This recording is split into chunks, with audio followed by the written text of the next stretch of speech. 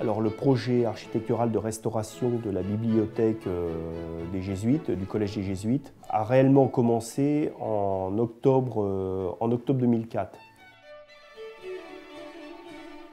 La décision de restauration est une décision assez ancienne, et en particulier le bâtiment a beaucoup souffert de la tempête de 1999. La couverture, qui était déjà, j'ose dire, vétuste, a beaucoup souffert, ce qui a imposé un bâchage dès le début de l'année 2000 de l'ensemble de l'aile. On voit d'ailleurs encore ce bâchage sur le retour de ce bâtiment sur l'aile des Mogneuses.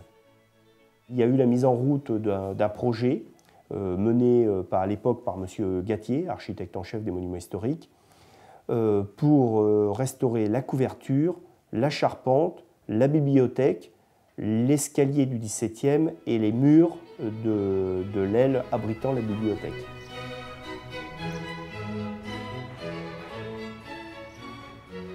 Alors l'aile de la bibliothèque date de 1678, c'est la pièce majeure architecturalement parlant de l'ancien collège des Jésuites, puisqu'on y trouve en intérieur les éléments les plus intéressants et les plus beaux au niveau de l'architecture et de la réalisation des intérieurs du XVIIe siècle.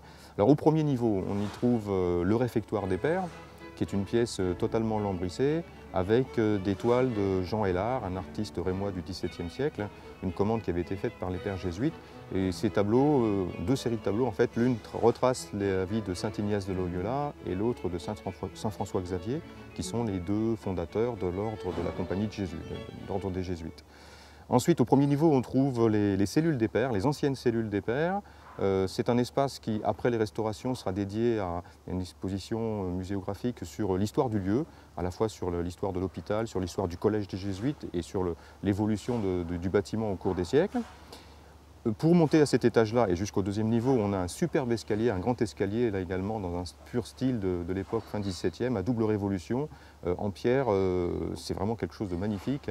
Vraiment, là aussi, un escalier digne de ce qu'on peut trouver dans des châteaux, qui a été réalisé, apparemment, d'après les découvertes qui ont été faites dans le courant des travaux de restauration, postérieurement à la construction du bâtiment lui-même, mais à très peu de temps d'intervalle.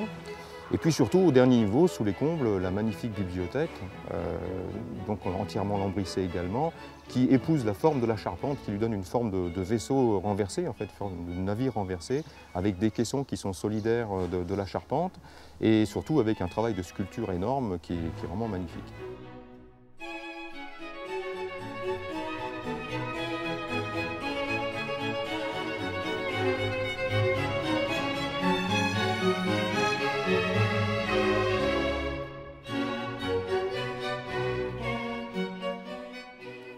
On a dans un premier temps monté les échafaudages, un parapluie, déposé l'ancienne bâche et la couverture. Dans la première tranche de travaux qui concernait la charpente et la couverture, le maçon avait assez peu de travaux à exécuter. Il s'agissait en particulier de reprendre les arases, c'est-à-dire le haut des murs, quelques éléments de corniche et surtout à l'intérieur des moellons, des maçonneries, un petit peu de béton pour stabiliser la charpente. Petite complexité du bâtiment était au moment de la dépose de la charpente pour pouvoir réaliser la couverture. La dépose de la charpente, on a retrouvé les lucarnes, je dirais, dans le vide, car les lucarnes sont agrafées sur la charpente par des grandes pièces métalliques qui servent de tirants.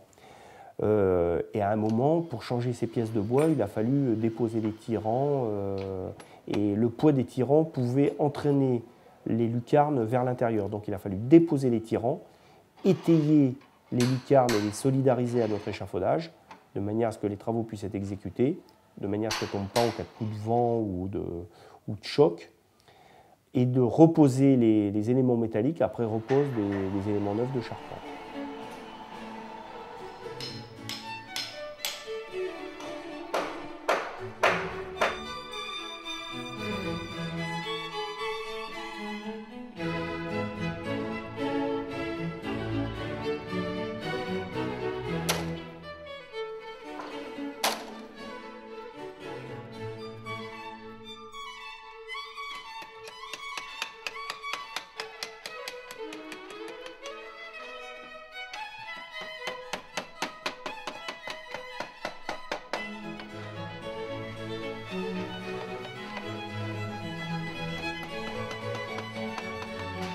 Alors, sur les lucarnes, le plus gros du travail a été réalisé sur les volutes en pied de lucarne, au-dessus de la corniche et sur les côtés de la lucarne. Ces volutes sont à la fois, reçoivent une taille et de la sculpture. Donc la taille a été exécutée en atelier et la sculpture sur le chantier une fois posée pour permettre le raccordement avec les pièces qui se trouvaient au-dessus ou en dessous dans certains cas.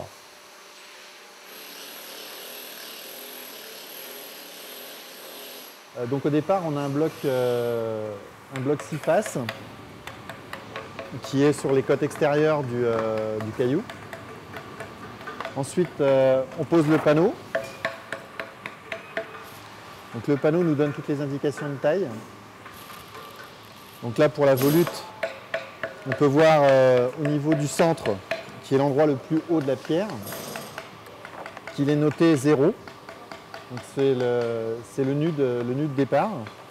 Et ensuite, on a tous les décaissés à chaque niveau.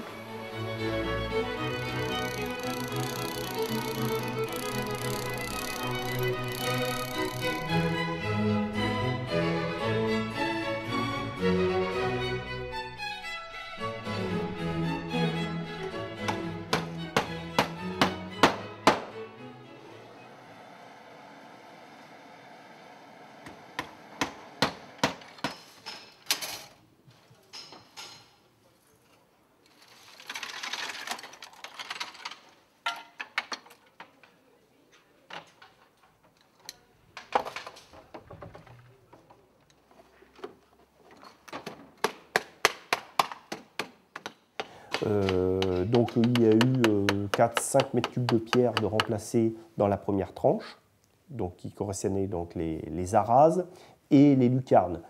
On a procédé au nettoyage par micro-abrasion à basse pression, c'est-à-dire que l'on projette de la poudre qui est du marbre écrasé sur la pierre pour la nettoyer. C'est ce qui a été fait sur l'ensemble des façades et des sculptures, aussi bien en extérieur qu'en intérieur.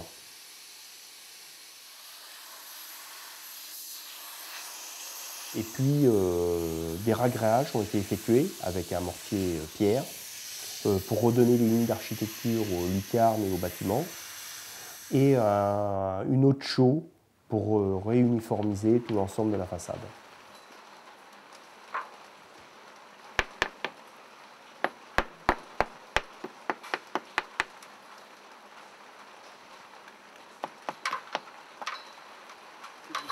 C'est des volutes et en fait elles ont été réagréées à l'époque avec du ciment. Et comme le ciment c'est pas très bien pour la pierre, ça l'empêche de respirer.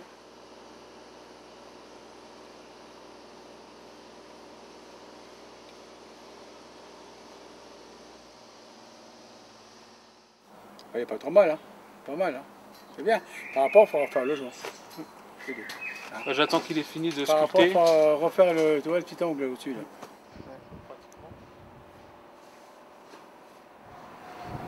Comme ça, c'est propre ici.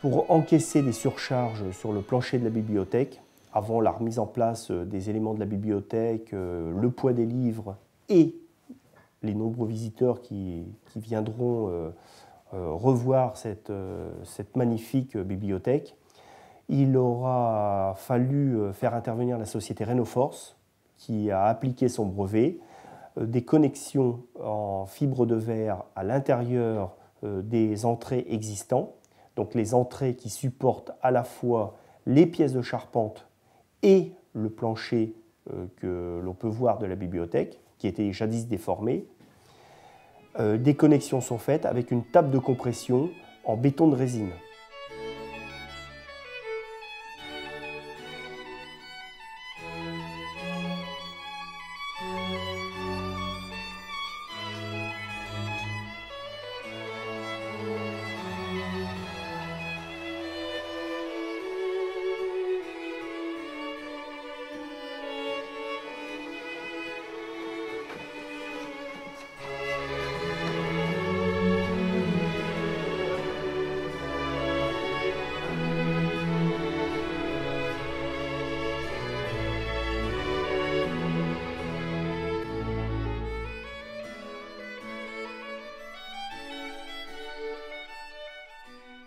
L'escalier, donc, c'est le grand escalier d'honneur de cette aile.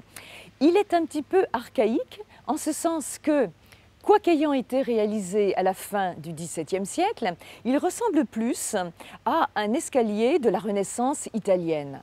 Il est tout à fait intéressant. Il est mis en scène par une succession d'arcades et d'arcatures.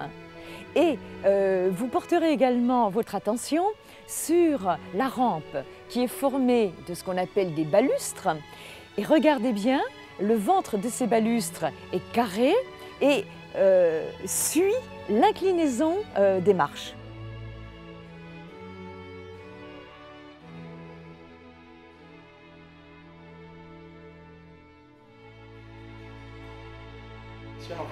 Voilà, toutes les marches qui sont plus fatiguées que les unes que les autres, on les renforce. Donc on perce un trou dans l'épaisseur de la marche, donc plus épais, au plus bas pour prendre l'effort. Et on perce sur la longueur de la marche, voire jusqu'à prendre le mur derrière. C'est une grandeur à peu près de 2,60 m, 2,70 m. Et parlez-nous de la grosseur Du trou, c'est 30. On fort en 30 pour mettre une barre de 20. Ça met combien de temps pour percer? Ça peut mettre une demi-heure, une heure, tout dépend comment la pierre allait. On peut tomber sur du dur, du mou, on peut mettre 2 heures. C'est la pierre qui commande. Le badigeon final de la cage d'escalier, on le fera peut-être pas tout de suite, ou alors on admettra qu'il faudra redonner une couche de badigeon quand on aura refait la toiture et tout, parce qu'on n'a toujours pas fait la toiture. Ouais. Donc au pire, si la colonne reste 1 an ou 1 an et demi, il y a la colonne, on sait qu'elle va partir.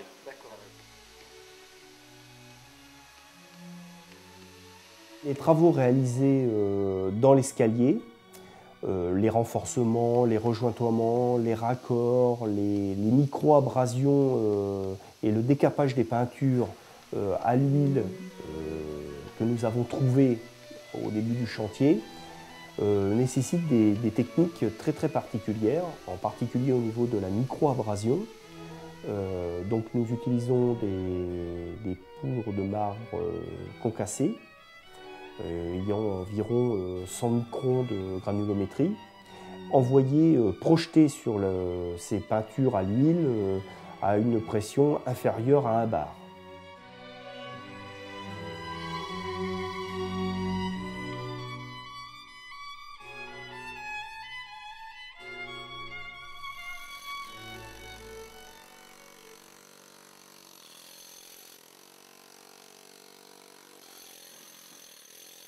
Oui, on voit que c'était... Gratté avec quoi?